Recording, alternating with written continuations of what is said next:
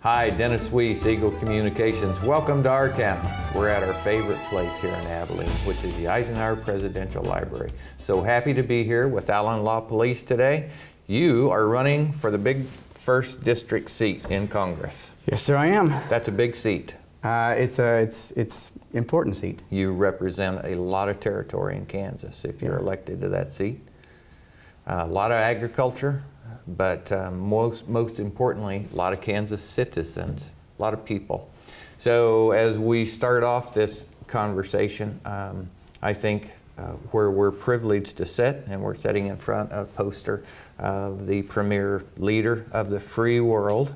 I like to say he's the guy who gave freedom another chance for the world with his World War II leadership and also the reconstruction of Europe, and then 8 years of peace and prosperity. So Dwight David Eisenhower is a great guy to sit in front of for a political interview. Mm-hmm. Some of the best prosperity too. It's some of the greatest expansion of our domestic economy in this nation's history.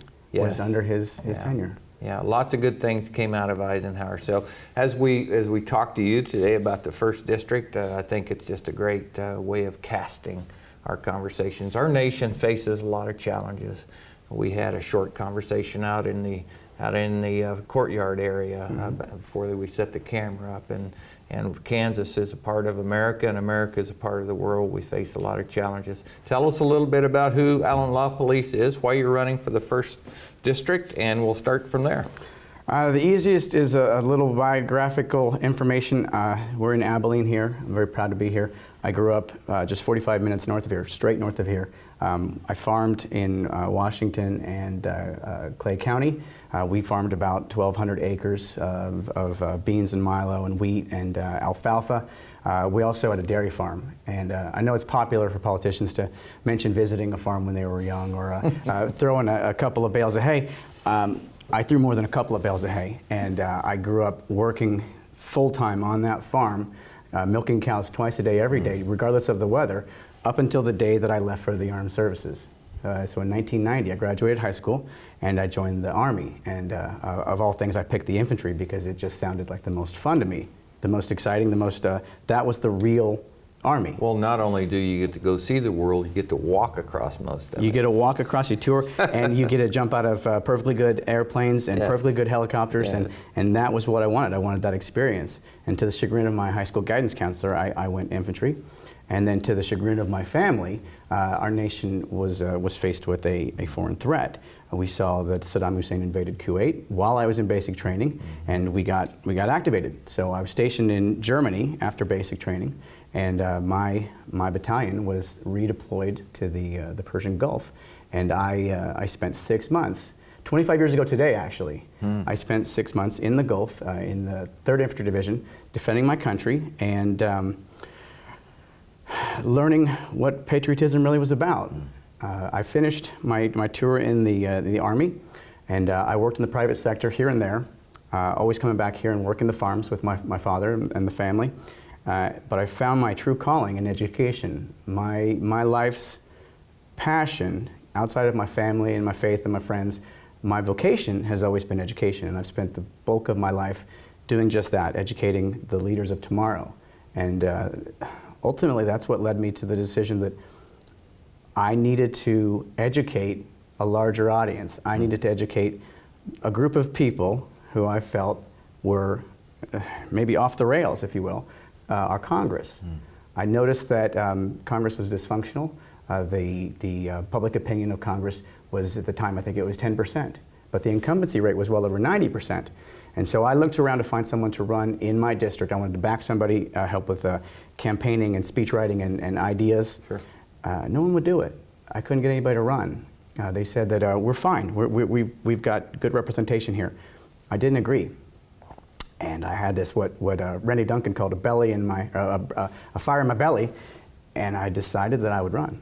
And so in 2013, at the end of 2013, I made the decision I'd run for Congress. In 2014, I campaigned on a shoestring budget. I campaigned on ideas. I campaigned on solutions. I campaigned on what I was going to be for, and not just what I was against, not just how I was going to fight or who I was going to fight, but what I was going to do to make things better.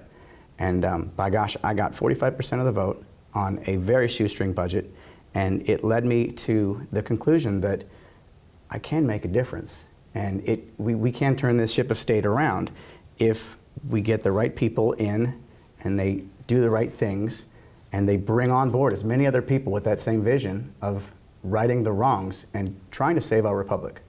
So tell us a few things you're for. You said you don't like to talk about too much things you're against, so what are you for? I'm for leadership, I'm for statesmanship, we used to have citizen leaders, citizen statesmen that governed, and that's what our republic is supposed to be about. We had great leaders like Eisenhower and Teddy Roosevelt. We had the great Senator Bob Dole. My role model in all this is Lincoln, and we don't have people like Lincoln. Now, I've sat down with Senator Dole several times, and one of the things that he said was, in the current political climate, he said he couldn't get elected. He said, there's no way I could get elected. And then he went on to elaborate that neither could Eisenhower. In today's political environment, Eisenhower wouldn't stand a chance of winning a primary. He even went on, and he knows Ronald Reagan, knew Ronald Reagan. He said Ronald Reagan could not win in this political climate. And that got me thinking that, well, right there's the problem. At a time where we need these kind of leaders, these statesmen, these men and women of vision and service, they can't win. And I was told I couldn't win. And I'll be damned if I'm going to let that get in my way. Now, I'm not saying that I can be Eisenhower or Abe Lincoln, but I can open the door and I can let in others. I can blaze a path to let in others, and together, maybe we can right the wrongs, and maybe we can change the course of this ship of state. We all know it's going the wrong direction. Maybe we can bring it back and return it to our constitutional republic that represents we the people. I interviewed a candidate sitting in that chair a week ago for the same office you're running for, and in the discussion he quoted a national debt per a citizen number, national debt divided by citizen equals. Just so happened that morning I had looked at that, and he quoted, I think it was 40 or 50,000, and I said it's 70,000. Oh yeah. And then I went home a couple days later reading the same thread, 90-something thousand per citizen. So this isn't a flat and level plane. It increases a big clock that tells us, and you watch those numbers tick by. It is going in the wrong direction, and it's how we spend the money. The notion of compromise comes up, and my Congressman Heelskamp, he goes after me because I'm willing to say that I will compromise. But let me be clear, I'm not one for compromise. I'm one for compromising when it's necessary, but I will never compromise on what's right. I will never compromise on my personal ethics, and Tim knows that, and I will never compromise with corruption. And what I see right now is how we're spending our money is inappropriate for this nation. We are spending money at a rate that is unsustainable, and to watch the national deficit and the debt increase every year. And just in December, they passed another omnibus bill that was $1.1 trillion in spending, and nearly $700 million in these tax cuts that don't favor working class Americans. So in one fell swoop, in one evening where no one read the policies that they were passing, they passed more tax and spending policies that are putting us further in debt. So I wouldn't compromise on that. What I would do is I would try to bring people back to the table and say, we can't sustain this. I have had all three of you on camera that are running for the big first district at some time or another. I haven't had Congressman Heelskamp in this chair yet. He's been invited, but I've had him in this library a number of times to talk to. So, I've heard positions on almost all of the large things. So here's my question for you. How does one person go to Washington and make change happen? How did Eisenhower do it? He led. That's a great answer. So how did he do it? He was honest, and he led, and he united people on the issues that made sense. He wouldn't let our country be divided on the things that we could not solve, on the things that we could not agree upon. He tabled those, and he said those aren't for us to debate right now. What we have to do is, this is after the war, we have to rebuild our nation. We have to make it strong, make it great, legitimately make it great. And he did. And he did that through leadership, through sincere leadership. And he was hard. I mean, if you saw his speeches and if you knew of the man, he was very firm in what he believed. He would compromise when necessary, but he also had a vision to make this country the amazing place that it is, and he was successful. He brought on the best people. He just did. I mean, men are born in a time where they're called upon to do great things, and he did. And I've got to hope and pray that someone, and I'm not trying to suggest it's me, but I sure would like to be part of that process, someone or a group of people can do it, because I do have great fears. We've been at war. One of my platform pieces, my primary platform piece, is defense. And we don't do defense anymore. We've been at war in the Middle East for how many years? 15. So you break that down, and it's not by party. We had 7 years of war under George Bush, and we had 7 years of war under President Obama. And so it's not a party thing. It's that we are at war in these oil-rich nations. And could it be that war is profitable?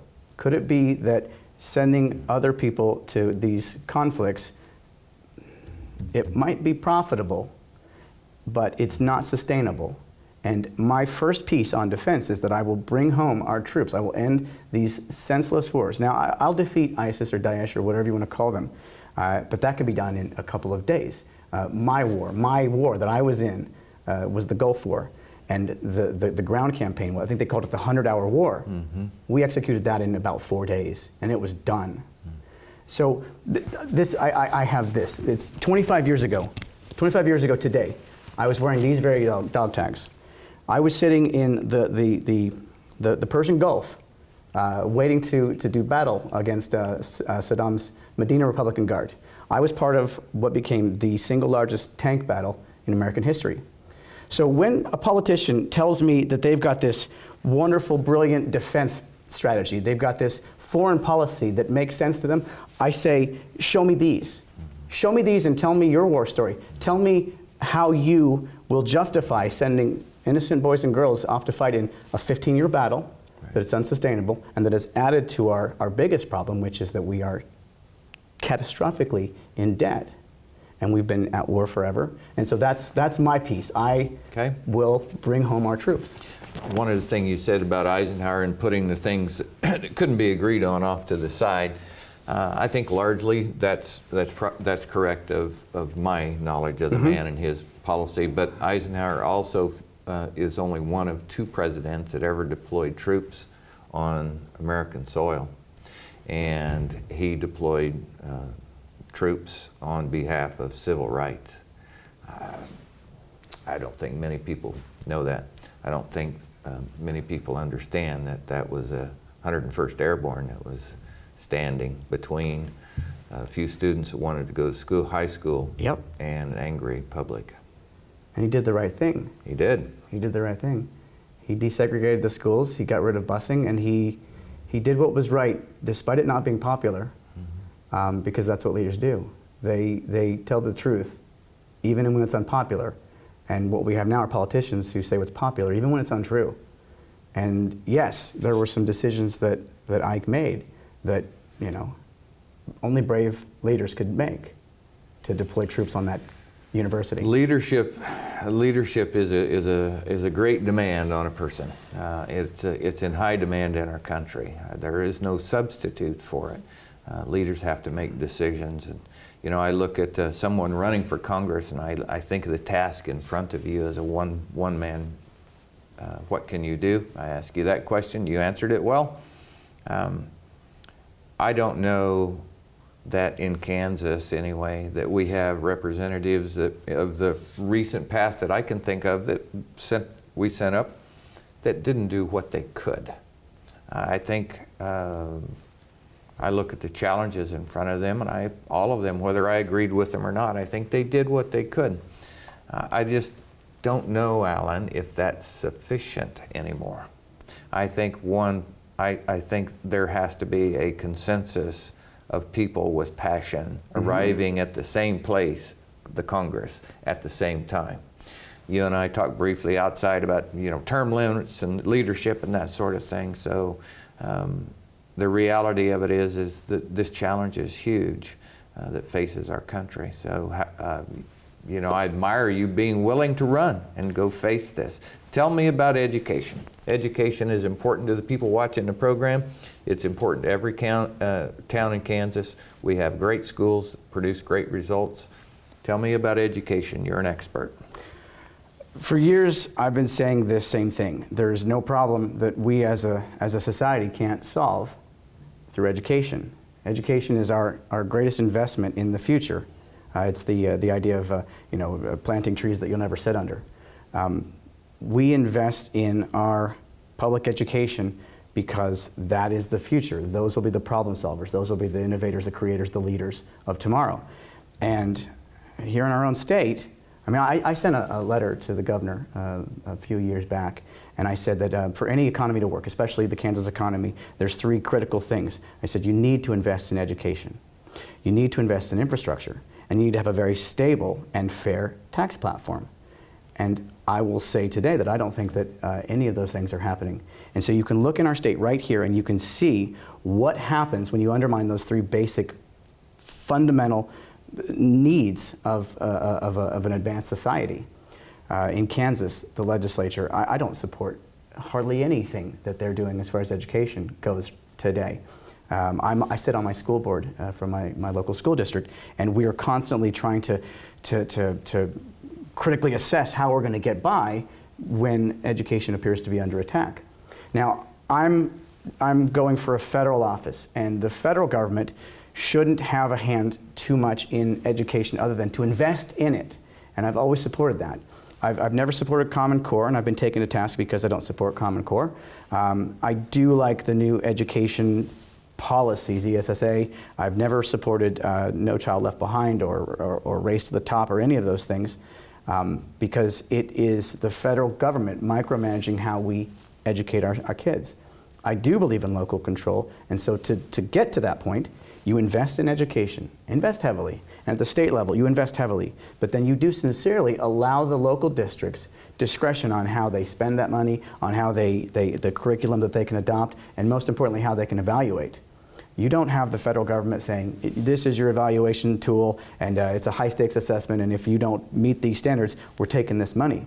I mean, that carrot and stick plan, it never works, you know, especially in education. This is something that I think, I'm an administrator, and this kind of ties the two together. When districts look for a principal or a superintendent, they're looking for somebody to lead the school or the district. What they want is honesty, integrity, and vision. You don't try to be a superintendent if you're lacking any form of respect, if you're not going to do your job, if you're going to use fear, and then if you also say, I'm only going to educate the students that agree with me on these issues. I mean, that's ridiculous. Mm-hmm. So in education, you need leadership that leads for everyone, that guides everyone, that shares a vision for everyone, regardless of their political affiliation. And that's how you fix education. In politics, it's the same thing. In politics, you need leaders that will be there for all stakeholders, and they will have integrity and honor and respect. This interview is going to be too short. We just got the 2-minute sign. We may have to extend a minute. So to be fair to you, we had a conversation outside. I know your position that education is a complex mechanism. Very complex. So somewhat of a rhetorical question, then why does it always devolve down to how much money we're spending? I'm not suggesting you said that. I'm suggesting we say that. I'm suggesting we say, you know, even in the word we need to invest, Kansas is investing huge percentages of its budget into education, yet we are still being controlled by the federal government via the curriculum. How do we have a conversation? How does a representative to the big first district go up and create a conversation of change for us that we can have a discussion? Because the money is running out in America. In fact, it's gone, but that's another story. The money is the problem. The money is the root of all evil. Greed is a deadly sin. The money is the issue, and it's the easy go-to. So the money is the target in education because it's easy. You know, you can easily say, well, they're not doing a good enough job, but they're spending all this money. Well, No, you're getting it reversed. Give them appropriate amounts of money so that they can educate your kids, and then let them do that job of educating the kids. The same thing with the federal budget. Make the budget appropriate, make it adequate, make it equitable. And these are words in Kansas that we are very keen on right now. Mm-hmm. But then spend that money wisely. In a budget, in my budget as superintendent, I had revenues and then I had expenditures. And so you made that work. I did. I was always very accountable with my budget. But it's an easy target for somebody to say, well, you're spending too much on this cost, or you're spending too much on new textbooks, or you just did a new playground. Don't micromanage how I spend this money. Just know that if I can balance my budget and I can make it work, trust in the people that you put in those positions to do the right thing. Right now, in Congress, we can't trust in them because they're not balancing it. They're not making it work. So when they can, first off, they can assure us that they're going to spend our money wisely, and they can't do that, especially, like I said, when we have a tax policy that favors certain people and discounts others. We need to make that, give it the appearance of propriety, give it the appearance of fairness, make it real, and then everything else works. Stop attacking the money, or stop attacking the easy target to make your point. I think politics has become this zero-sum game where the only goal is to attack the other guy so that it looks bad enough that you need me. Oh, government is the problem and I'm the only solution. Well, if you're campaigning on the notion that government's the problem, then the only real solution is to abolish government. So I'm not going to sit here and I'm not going to attack government and say government's the problem. I'm going to say who we're sending is the real problem. And until we change that, until we change the way that those people get elected, and then we put people in that are honorable and they have integrity and they're statesmen, until that happens, we're going to keep cruising this ship, or this race car, off of a cliff that we can't pull back from. And we put at risk our republic. And I've got young children, and I'll be damned if I'm going to let them. We are the first generation that won't leave this world better than we found it. And I'll be damned if I'm going to be guilty of that sin. Well, with tax revenues at an all-time high every month, we've never collected more money than we collect today. Mm-hmm. I'm pretty sure it's not a resource issue, yet we still are spending more than that every month by huge amounts. Can't be sustained. Can't be So sustained. happy to have you come in today. What year's your truck? It's a 90, but I've also got 95. Okay, but I want to tell the folks at home, he drove up here today in a 1990 Ford F-150, and you either live on a dirt road or you drove on one before you got here. I work, my farm is on a dirt road, so. There you go. Yeah. I think that's a vital statistic people need to know. Alan LaPolice, great time talking with you today. Thank you, sir. I would love to spend another hour and a half. Maybe we'll do it another day. I would be grateful. Okay. Folks, we know you appreciate the chance to hear from your candidates for office, and Alan was kind enough to come in and sit with us today for our town. I'm very happy to host it for you here at the Eisenhower Presidential Library. For Eagle Communications, I'm Dennis Weiss.